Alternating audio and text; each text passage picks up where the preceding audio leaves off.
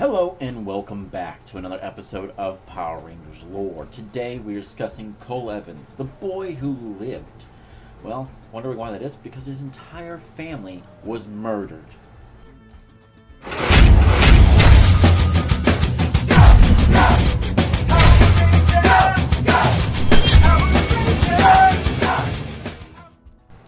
Hello and welcome back to the Murder Mystery Hour. I'm just kidding, guys. This is none other than the Power Rangers channel. Do not worry about that. However, this episode is a lot to do with the word murder.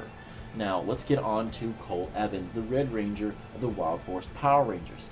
Of all the other Rangers in the series who had family members who disappeared or died, his is the only one that usually remained dead or were violently killed. If you look at Ninja Steel, his father was killed, but was just somewhere in the Nexus Crystal that's hiding out, apparently. There's a lot of different things of different Rangers who lost their parents and came back. Cole Evans was killed, murdered, flat out, told in the show, and kind of shown. So this is the darkest hour of the Darkest Ranger, and let's see exactly who exactly is Cole Evans.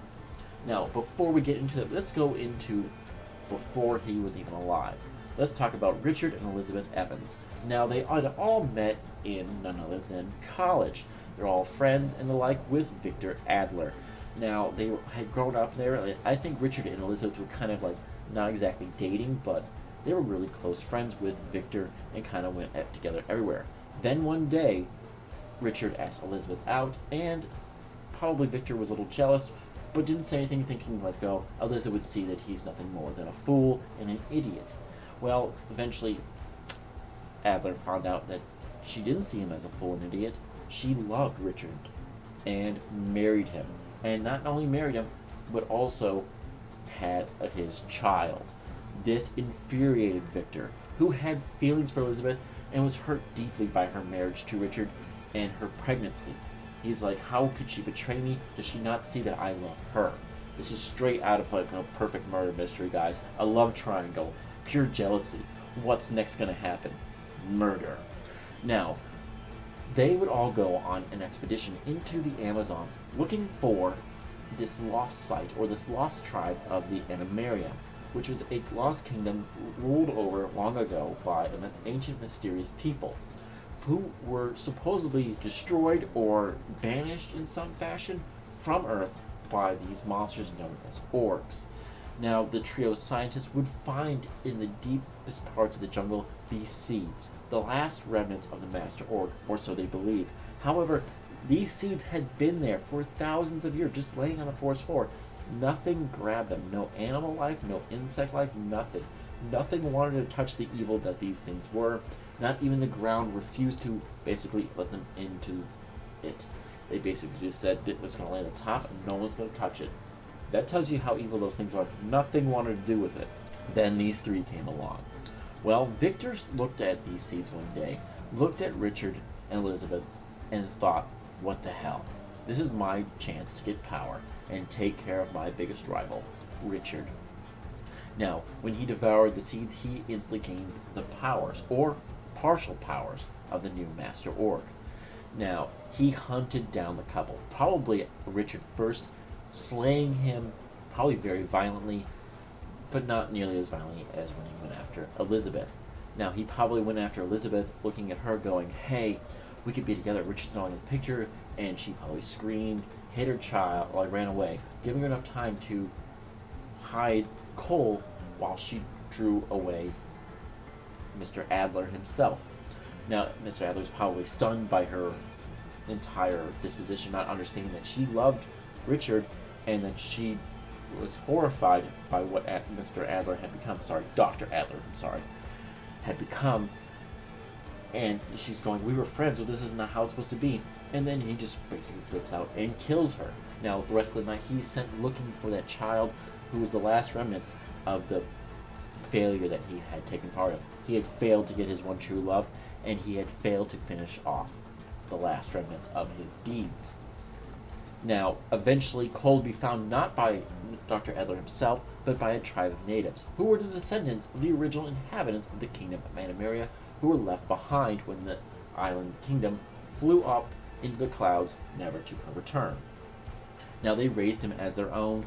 Cole, his parents, and Dr. Adler were all presumed dead by a tragic accident by the rest of the world for 21 years.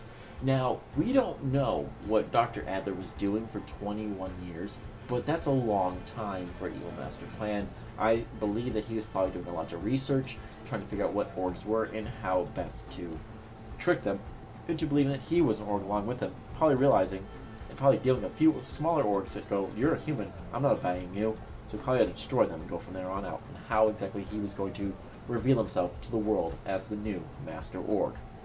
Now, on his 21st birthday, Cole would go off on a life path. He would be given basically this whole destiny and told about his future and where he could find the first stepping stones of where that was.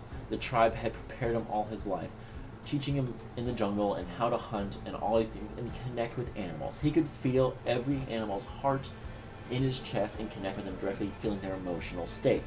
Now, when he was also in this jungle and with the tribe, he had amazing agility, sharp senses, and could think heavily on his feet. He's very instinctual entirely. Now, we don't know if that was all entirely tribe or his deep connection with something else that would later on connected with his family, but let's get on to that, why he was so chosen in this path, in this life path. Well, when he was about to leave on this life path, his new family gave him a torn picture of his parents and the red line crystal. He had no idea what this marble like crystal was, but he knew about his family and he knew kind of where to go. He needed to go to Turtle Cove. I don't want to cut Crove. I don't know where that word's coming up. Turtle Cove. So he heads on a raft and sails up the river of the Amazon, and somehow ends in California. Yeah, the math doesn't make sense there, guys, but don't worry about that. That's not the main thing. It's all about murder. Now, he arrives as a stranger in a strange new world. Cole is instantly like going, "Have you seen this family?" And they're like going, "Dude, you smell. You need to get away from me." Like he looks like a homeless person. I'm not gonna lie. If you a smelly homeless person with like a bandana type thing comes around with you and like just bare muscles, and he's like, "Hey, do you know this family?" You go, "No." "Why would I know that family? Go away from me." Yeah, that's how he kind of approach people, and he had a hard time adapting to this new world because it's nothing like the one he grew up with. Now, eventually he'd be found by Princess Shayla and the Wild Forest Power Rangers, and chosen by Red Lion to be the Wild Forest Red Ranger. Now, he had an immediate clashing of heads with Taylor, the Yellow Ranger, and the one who was instrumental in creating the Power Ranger team at the time, and the leader until he showed up. She was immediately kicked aside, and he was put into the leader's position by the entire group except for her. Now, they had a clashing of heads, but we come to an understanding after coming some mutual respect. Later on, you can see the video exactly what happened there. Now, he would point out to the picture, he's like, "I'm looking for my family," and they go, "Well, they're probably alive, don't worry. We can find them as time goes on." And Alyssa would do some subtle research in the background. Now, eventually, as time went on, she would find the picture had another half to it, and she'd realize that this picture was taken with another person, Dr. Adler, and she would show like these guys went onto a tragic accident in the Amazon and were never seen again. But they thought he was dead, so they might still be alive as well. So that gives him a little bit of hope, but a little bit of sadness. He goes, "My family might be dead." But he always kind of deeply knew that, but he would like to know for certain. There's a lot of doubts built up there. Now, eventually, the news would get broadcast that Dr. Adler had returned. He'd been found near death and was taken to a certain hospital in Turtle Cove. What is going on? Turtle Cove. Now, he would go investigate along with your ranger. They go ahead and deal with it. You can talk about your family, figure out what's going on there. That's where Dr. Adler reveals that he was not a survivor, but he was the murderer and the one responsible for the death of his parents, and that he was going to kill Cole next, the last remnant of his failure. Now, that was very interesting and deep because it struck Cole deeply. He finds out the last hope he has of catching his family was the one responsible for the death of his family. And he fights Master Ord pretty well, but he chooses not to take revenge against the man and refuses to lower himself to his level. However, the Rangers do destroy him, quote unquote destroy him, and they think they've done this in the last Master Ord for a while. Now, they deal with different orgs as time goes on, and Cole even loses his memory at some point, kind of not wanting to deal with the fact that his entire family was dead. So, eventually they do get him back, and he comes back and joins the team again. But it was still like they had a moment where the rest of them goes like, well, do we tell him his whole family's dead, or do we just keep him letting him in this new delusion that he's a country farm boy? I don't know. What do you guys think? That was a hard-hitting episode, in truth. I go, do you tell him the truth, like the reality that your entire family's dead, or the reality that this new reality that you believe is much better, and you seem happier here, but we'll be down a ranger? I don't know. It's pretty good. They were about to decide just to leave him behind so you'd be happy. That's something there. That's pretty impressive. Now, eventually, there would be some crossover episodes with Cole teaming up with the Time Force Power Rangers and fighting off a new threat known as the Super Orgs and defeating them along with the other two Red Rangers from the Time Force Power Rangers, the Quantum Ranger and the Time Force Red Ranger, all going into their special forms. By special forms, I mean their super armor, and basically kicking butt and sending those monsters packing back to the Stone Age, essentially, because they turned back to stone. Now, there was also a team up here with the Forever Red episode, where all the Red Rangers from the past series are called upon to fight against the greatest evil that Tommy Aller believes to date. Now, it was master members of the Machine Empire are building something on the moon, well, rebuilding something, Serpentera. And all the Red Rangers, except for all the teams, which would have been much better if there was such a big threat, they would have brought all the Rangers, but hey, whatever, just go in the red.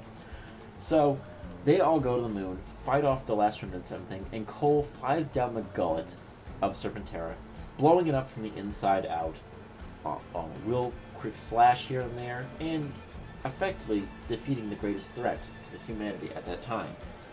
Now, this is a really interesting episode. It was really cool battle-wise, and I kind of liked this episode a lot. So, check that out in the Forever Red episode.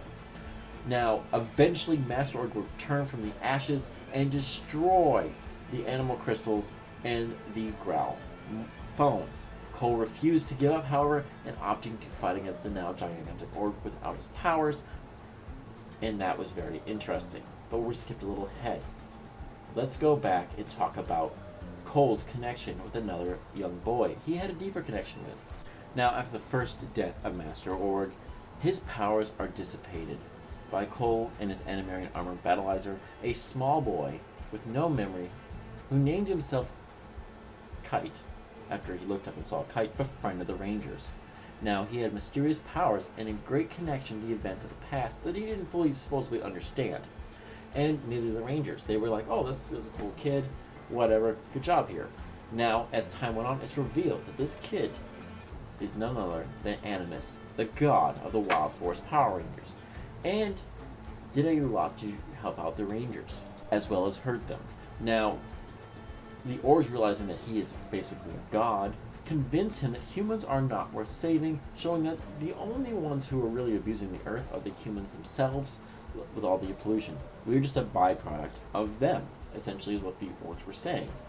Kit reveals himself as Animus in human form and took all the Wild Force Zords away, going, you are the responsible ones, and yet you've learned nothing. You're the cause of these monsters.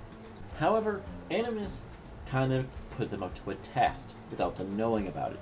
He gave the chance for Merrick to join him in this new world that he was going to create, but Merrick turned him down and said he was going to fight along with the Rangers against the forces of darkness.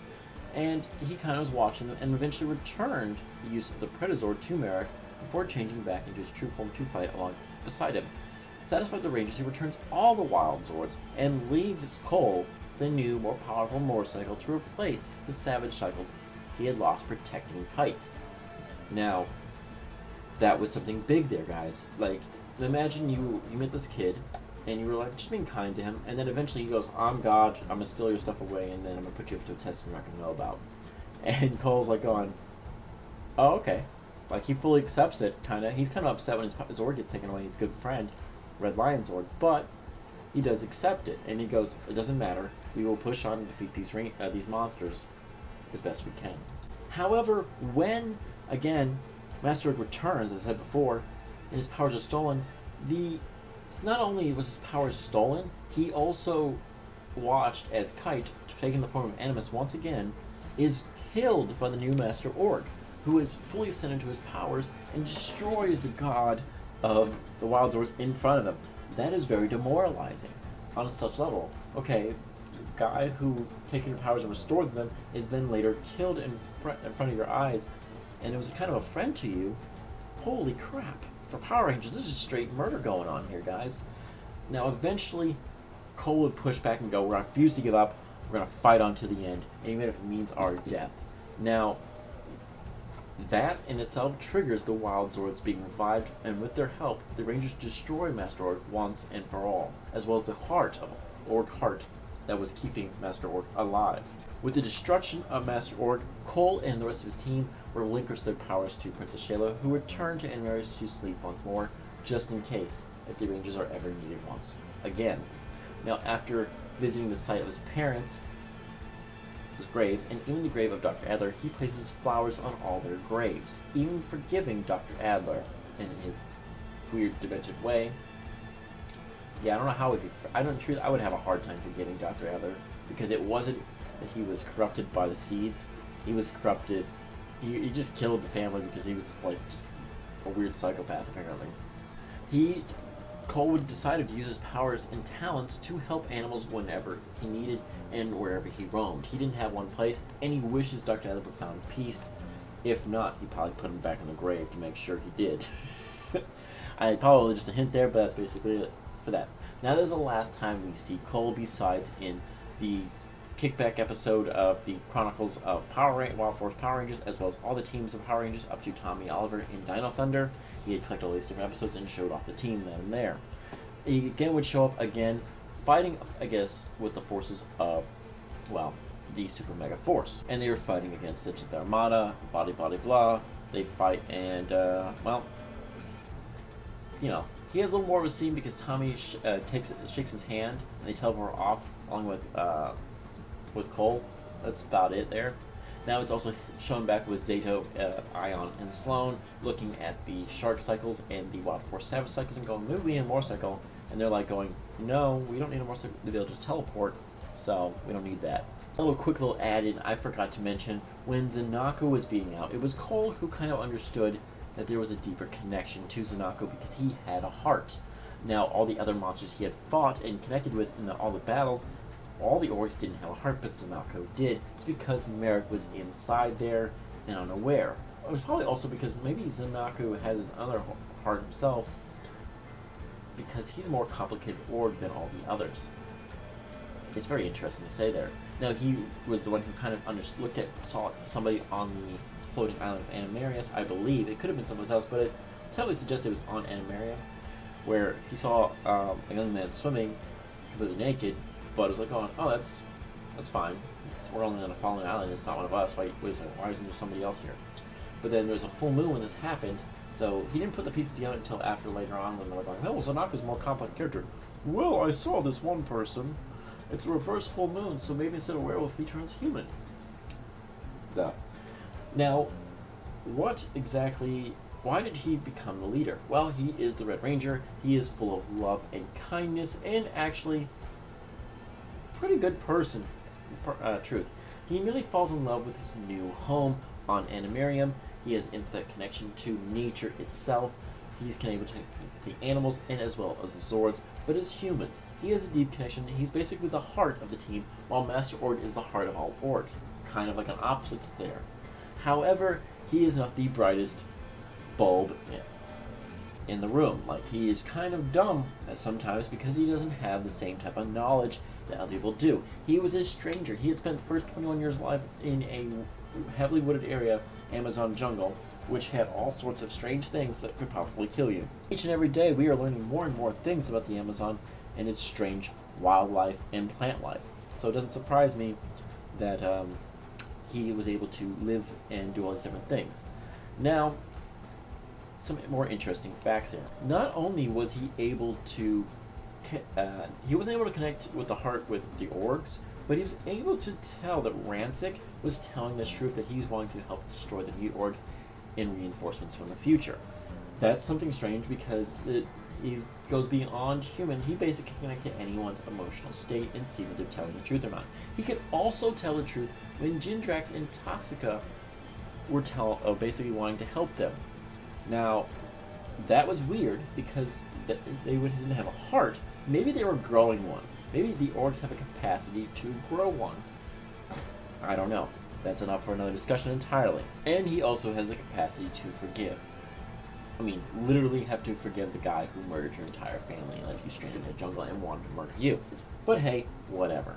Now, that is Cole Evans. Now let's go into his Zords and a little bit more there. We have him with the Red Lion Wild Zord. He had a grand total of 3 guys, 3 Wild Zords. Now, Red Lion was his primary Zord and his favorite in truth. He also had the Gorilla.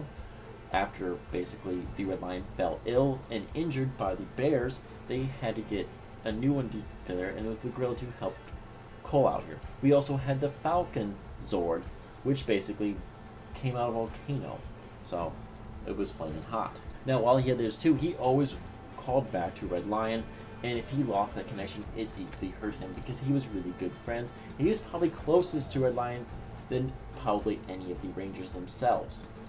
Now, his arsenal included the Growl Phone, which was his morpher as well as his communication device, which is very interesting for him to learn how to use a cell phone.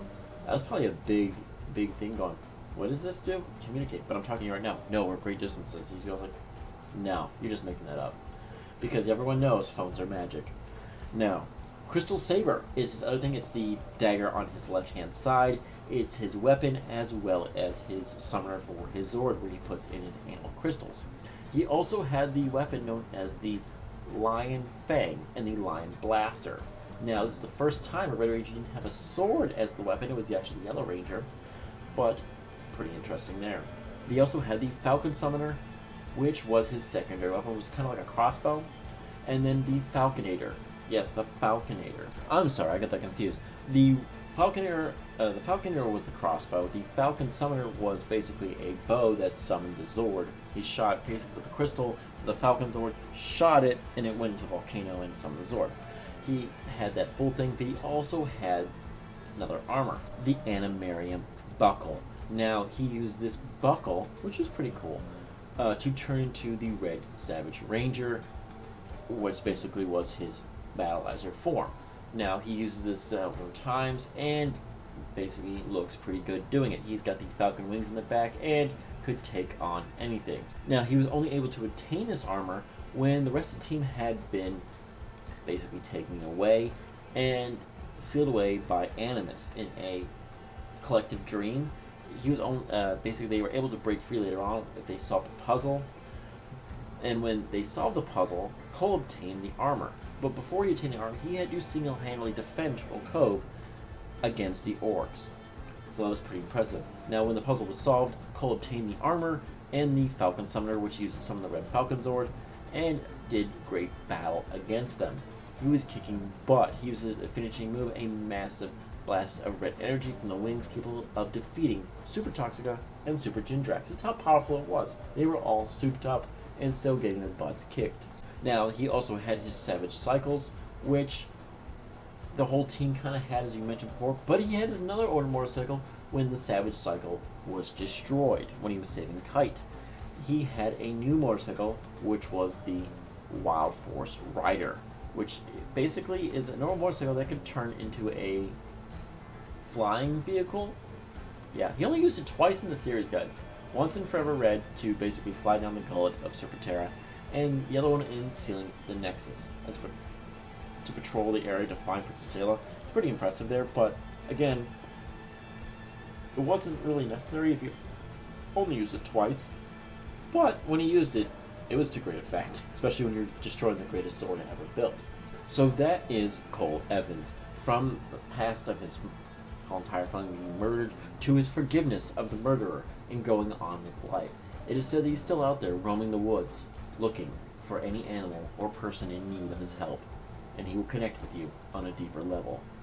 Thank you guys. I hope you guys enjoyed the video, and make sure to like, comment, and subscribe down below. If you have any comments, feel free. If I missed anything, go ahead and yell it down below and going, why did you mispronounce this correctly? Why are you an idiot? Go ahead. Or say thank you, good job.